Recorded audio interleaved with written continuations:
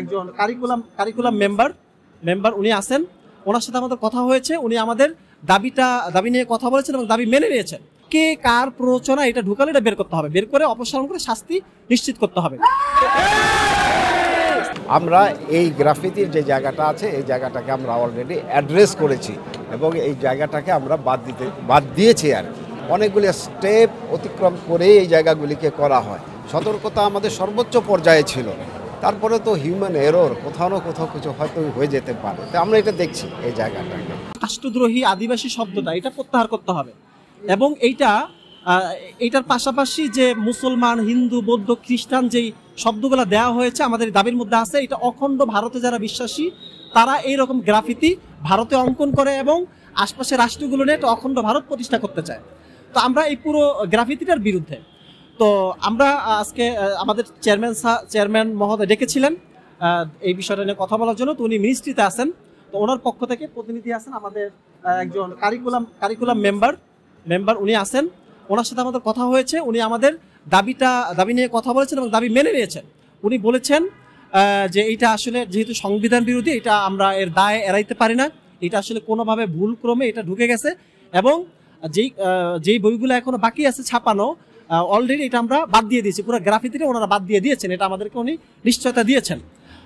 তো এইটার ব্যাপারে কথা হয়েছে এবং এটা তদন্ত কমিটির কথা বলেছি আমরা, এবং আমরা বলেছি এটা কে কার প্ররোচনা এটা ঢুকালে এটা বের করতে হবে, বের করে অপসারণ করে শাস্তি নিশ্চিত করতে হবে।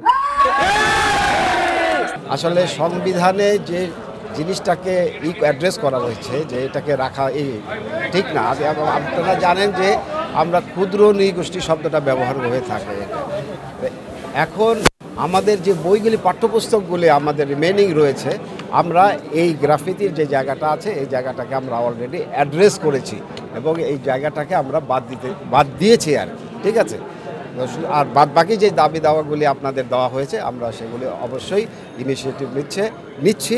আমাদের চেয়ারম্যান মহোদয় আসলে পরে আমরা রিমেনিং আসলে এই কাজটা কিভাবে হলো, এই জায়গাটা কিভাবে হলো, আমাদের কার কোথাও যদি বিচ্যুতি থেকে থাকে এই জায়গাটাকে আমরা দেখব। তবে আমরা অলরেডি ইনিশিয়েটিভ নিয়েছি, আমরা ওই টোটাল গ্রাফিতিটাকে বাদ দিয়ে দেওয়া হয়েছে।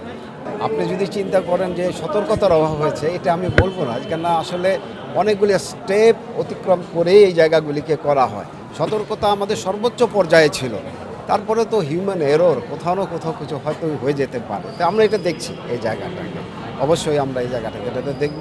এটা গ্রাফিতি যেহেতু আমাদের ছেলেমেয়েরাই গ্রাফিতিগুলি করেছিল, তা আমরা মনে করেছিলাম হয়তো যে এই গ্রাফিতিগুলি নির্দোষ গ্রাফিতি, কিন্তু এটা যে এতখানি আছে এটা হয়তো ওইভাবে গভীরভাবে আমাদের দেখার ক্ষেত্রে আমাদের ফারসাইটে কিছু হয়তো অসুবিধা ছিল। আমরা যখনই জেনেছি তখনই এটাকে অ্যাড্রেস করেছি অলরেডি।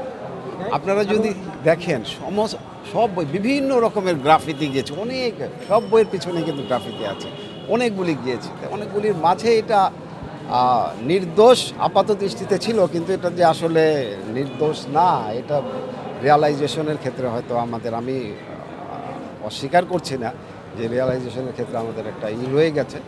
যেহেতু দৃষ্টিতে পড়েছে আমরা অলরেডি অ্যাড্রেস করেছি। আমাদের রিমেনিং বইগুলিতে এই গ্রাফিতিই যাচ্ছে না, এটা টোটালটাই যাচ্ছে না। আমি তো বলেছি যে আমার চেয়ারম্যান মহোদয় আসলে পরেই আসলে অফিসিয়ালি এই জায়গাগুলি হবে।